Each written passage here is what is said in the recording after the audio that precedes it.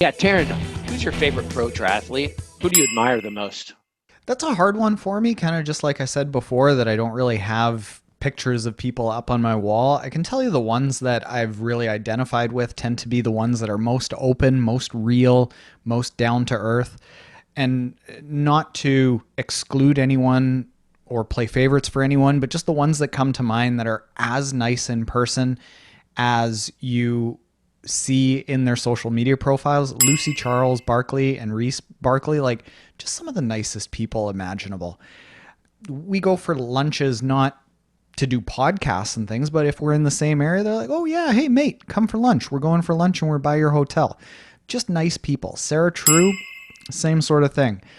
One person that is, I think, underrated because he's a little bit guarded on social media, Patrick Lange.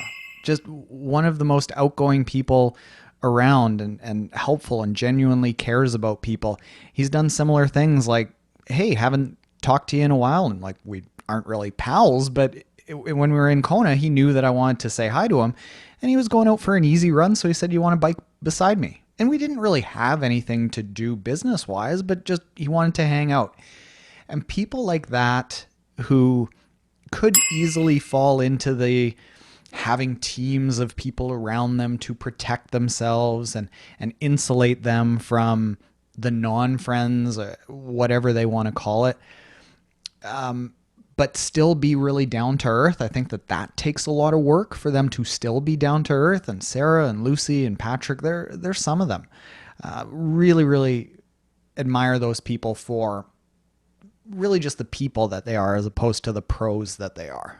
That's great. So it's really as a genuine person. How Yeah, about your best Canadian triathlete, Lionel? that's Canadian. Oh yeah, well, I mean, come on. Lionel is a different guy. I love Lionel. I love what Lionel is doing for the sport. Like, if he could win a world championship someday, like think about how good that would be for the sport, for people to see that a former addict can do that. I think it would be fantastic. Yeah, Lionel's Lionel is something.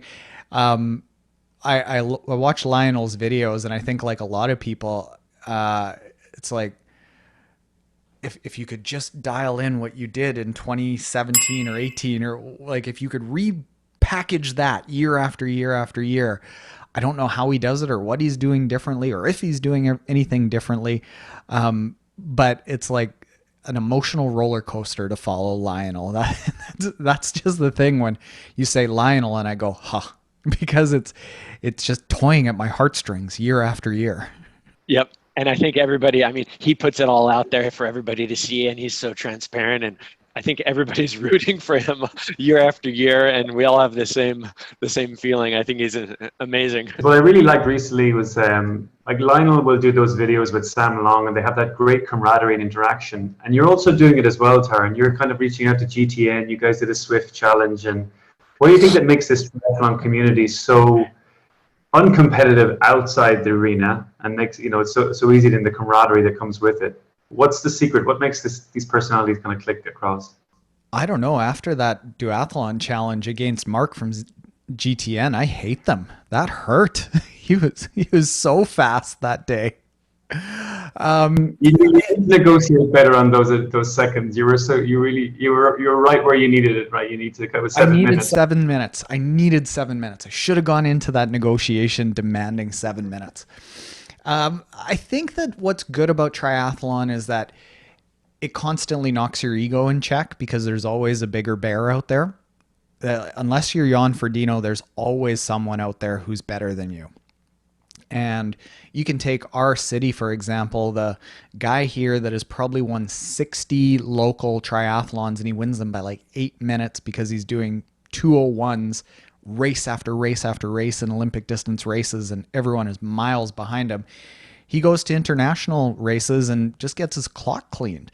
So it brings you down very quickly when there's always another workout that is going to beat you, that you might not finish, or there's always another racer that is going to beat you down.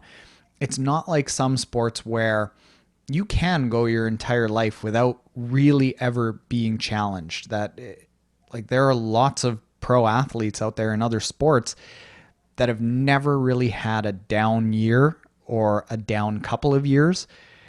And in triathlon, you have down days every single week. So I think learning how to face that takes the ego out of some people, which I think is pretty good for the sport. It keeps us in check, and it keeps us humble and respectful, and I think a little bit more open to when Patrick Lange reaches out to me. I was giddy. But I think because he's in this sport that, keeps you humble and keeps you real a little bit. In his case, I think he was just thinking hey, I want to meet Taren. And Lucy was kind of the same, because I think these workouts just keep us humble. Awesome. Just on that as well, because Lionel has reached out to Jan for a head-to-head. He's also looking for his next chance. He just came off the back of a couple of wins, and they're like, what more does this guy want to do? And now he's like, I need to beat this guy. This guy is my hero. Good luck. I have speculated that Jan will not step up to a start line for the rest of his career unless he thinks he can win.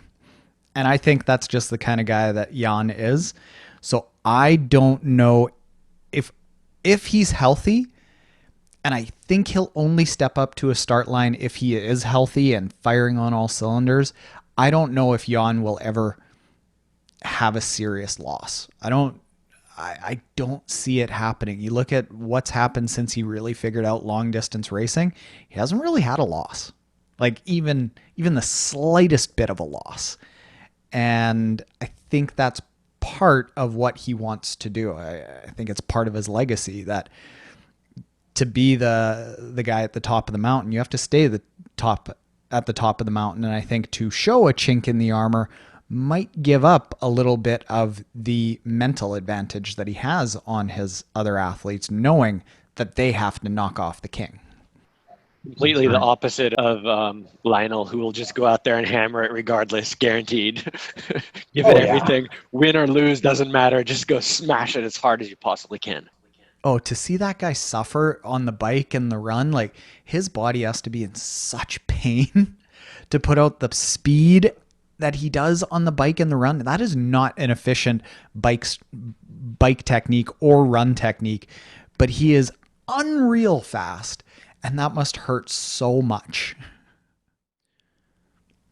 Hey everyone, Taren Gazelle, otherwise known as Triathlon Taren here. I'm the founder of Motive, and we help motivated humans, people like us, regular humans that have day jobs and families and real life commitments, live a more fulfilling and challenging life by going out and attempting feats that they didn't think that they could, typically with endurance sports, whether it's running, triathlon, or cycling, maybe swim runs, whatever endurance adventure you want to go on, we can help you do that.